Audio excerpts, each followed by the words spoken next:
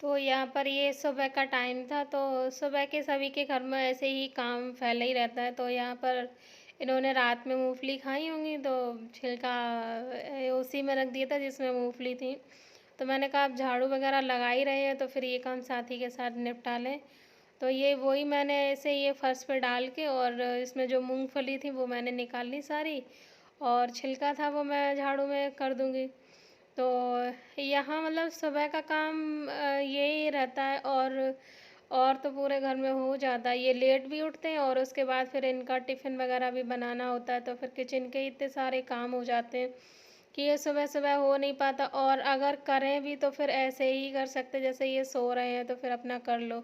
तो इतना हो नहीं पाता क्योंकि ये लोग जब ऑफ़िस जाते हैं तो फिर सारा सामान इधर-उधर फैला ही होता है, तो जब ये चले जाते फिर मैं अपना ये तसल्ली से सारा समेटती रहती हूँ। और यहाँ ये जो टॉवलें आप देख रहे थे ना, ये मैं क्या करती कि मेरी अलग रहती है और इनकी अलग रहती है।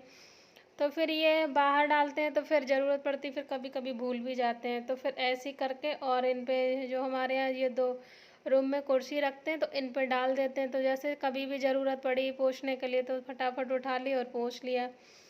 और यहाँ पर झाड़ू, जैसे बिस्तर तो मैंने झाड़ दिया था, अपना बिस्तर वगैरह तो झड़ा दिया था पूरा।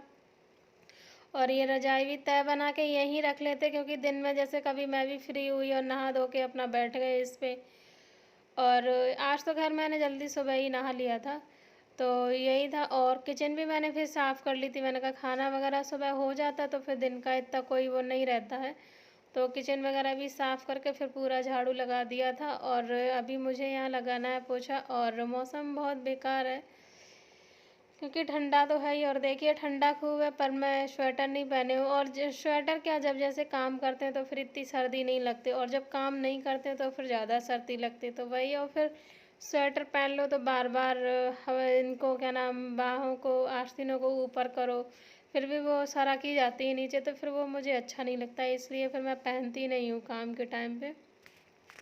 और सर्दी लगती है तो फिर वो शॉल या स्टॉल जो गर्म रहती है वो फिर लपेट लेती हैं, तो क्या है कि सर्दी वैसी बची रहती। और यहाँ पर चल रही थी टीवी, तो टीवी बस यही है कि अकेले होते तो टीवी चलती रहती तो ऐसा लगा रहता कि घर में कोई है, और मतलब आवाज़ रहती, बातचीत होती रहती है। तो टीवी में कोई मैं सीरियल वगैरह तो देखती नहीं हूँ, तो वो जो एक नाटक आता है भाभी जी घर पर है, तो उसमें क्या है थोड़ा हंसी मजाक वाला भी रोल उन लोग का रहता है, तो फिर अच्छा लगता है। उसको मैं ना फुल वॉल्यूम पे करके और छोड़ देती हूँ, अपना भी काम करती रहती हूँ। और तो बाहर का हो ही जाता, किचन का ये सब इनके ऑफिस जाने से पहले ही निपटाना पड़ता है, तो हो जाता फिर इसी का रहता है। तो फिर ये है कि ये करते करते और मैं अपना वो सुनती भी रहती हूँ, और काम भी मेरा हो जाता है झाड़ू पोछे का। और मैं मिलूँगी सीधा शाम को। हेलो एवरीवन, कैसे हैं आप सभी, और आप सभी का मेरे चैनल पर स्वागत है, और मेरा नाम है भारती। तो आज मैं आप सभी के साथ अपना इवनिंग रूटीन शेयर करने जा रही हूँ, और आज मैं बनाने जा रही हूँ बेसन की पकौड़ी और आलू की, 3-4 तरह की बनाने जा रही हूँ। तो आप सभी को मैं दिखाऊंगी और आप सभी के साथ मैं शेयर भी करूँगी। तो चलिए फिर चलते हैं किचन में। और टाइम हो रहा है 5:30, ये घड़ी सामने लगी है, आप लोग देख सकते हैं, ये देख लीजिए। और मौसम तो बहुत बेकार है, यहाँ बारिश हो रही, मैं दिखा रही हूँ आप लोगों को मौसम भी कैसा है। तो चलिए मैं दिखाती हूँ पहले मौसम कैसा हो, उसके बाद चलते हैं किचन में। ये देखिए मौसम यहाँ कितना गंदा है, बारिश बारिश हो रही है कल से ही बराबर। तो ये आप सभी देख सकते हैं कि रोड भी गीली है अभी अभी फिर भी रोड तो थोड़ा बहुत सूख गई है, लेकिन मौसम बहुत गंदा है। और यहाँ पर मैंने ये काट के रखी थी गोभी और प्याज आलू, और ये आलू के जो बोंडे बनाने जा रहे हैं बेसन के, ये आलू मेरे तले हुए रखे थे, तो मैंने कहा ये सब भी ख़त्म हो जाएगा। तो गोभी मैंने पहले बॉईल कर ली थी, और बॉईल करने से पहले मैंने उसमें थोड़ा सा नमक डाला था। और यहाँ पर मैंने करीबन ये 1.5 कटोरी बेसन था, 300 ग्राम लगा लीजिए आप लोग, 300 ग्राम के आसपास था। तो इसमें मैंने सबसे पहले हींग डाल दी थी, जैसे हींग का टेस्ट अच्छा आता और डालना भी चाहिए, बेसन बादी रहता ना, इसलिए पचने में कोई प्रॉब्लम नहीं होती है इसलिए। और नमक डाल दिया मैंने टेस्ट के अनुसार, इसमें मिर्च नहीं डालें क्योंकि ये मिर्च खाते ही नहीं है बिल्कुल। तो फिर इसलिए नहीं डालती। और थोड़ी सी हल्दी डाल दी ताकि कलर अच्छा आ जाए। और इसको थोड़ा सा फेंट के रख देंगे पानी में घोल के, घोल बना के। और ना ही इसका पतला घोल बनाना है, ना ही गाढ़ा बनाना है, मीडियम रखना है। जैसे बोंडे में तो थोड़ा चढ़ जाए बेसन उस पर, उस हिसाब से। और बाद में जो जो पकौड़ी वगैरह बनाएंगे तो फिर उसके हिसाब से कर लेंगे।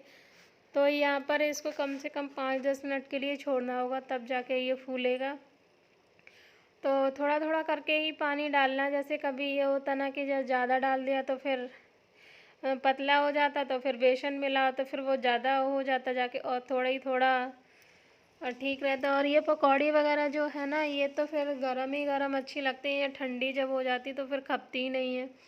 तो यहाँ पर मैं अच्छे से चम्मच से ऐसे फेंट के, खूब अच्छे से इसको फेंटना है, खूब चलाना है। मतलब ये जब सेकें तो पकौड़ियाँ एकदम गोल फूली फूली बन जाए, जैसे गोलगप्पा बनते ना, ऐसी। और सच में आलू की पकौड़ी बनी भी वैसी ही थी, एकदम फूल गई थी, बीच में आलू था और पकौड़ियाँ बहुत बढ़िया, हाँ, फूली थी। और चाय भी मैं इनको बना के दे दी थी पहले से ही, क्योंकि ये आ गए। और सबसे पहले मैं सेकने जा रही हूँ। ये मैंने करीबन 5-10 मिनट रखा था बेसन घोल के। और देख लीजिए आप लोग भी, थोड़ी सी हल्दी डालिए तो कलर बहुत अच्छा आया। तो सबसे पहले मैं यहाँ सेक रही हूँ बोंडा। तो और इसके लिए चटनी मैंने एक दिन पहले ही बना के रख ली थी। मटर की चाट बनाई थी, मैंने वीडियो भी डाला है, उसका शेयर किया है। लेकिन बस वही है कि अभी थोड़ा आइडिया नहीं है, तो कहीं ना कहीं मुझे गलतियां हो जाती हैं। जैसे मैंने वो चटनी बनाई थी, तो जैसे कुछ भूल भी जाते हैं कि कहाँ कैसे ऐड करना जल्दी जल्दी एडिटिंग में।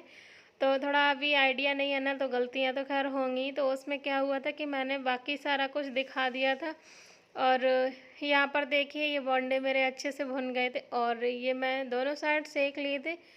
तो मैं निकाल ले रही हूँ, क्योंकि इनको चाय बना के दी है तो फिर अभी ये खा लेंगे, नहीं तो फिर रखने पड़ेंगे। फिर दोबारा से गरम करो तो गरम तो हो जाते, कोई नहीं, गरम करने में कोई दिक्कत नहीं होती। लेकिन फिर एकदम से ऑयल ऑयल पूरा हो जाता, पूरे में भर जाता है। कोई भी चीज़ हुई ठंडी करके दोबारा गरम करो तो हाँ, मैं कह रही थी कि चटनी, हाँ, तो चटनी मैंने बाकी सब कुछ दिखाया। और छौंकते टाइम फिर दिखा क्या पाया पता नहीं। मैंने जैसे ज़्यादा वीडियो ऑन नहीं रखते हैं ना, तो जब हम कोई चीज़ करते हैं फिर ऑन कर देते हैं वीडियो बनने के लिए, तो वही मैंने ऑफ़ कर दिया था। और फिर उठा के जैसे ही कैमरा रख दिया तो पता ही नहीं रहा कि कब मुझे ऑन करना, तो इस चक्कर में वो रिकॉर्ड नहीं कर पाए। और ये देख लीजिए बोंडे कितने यम्मी बने थे ना।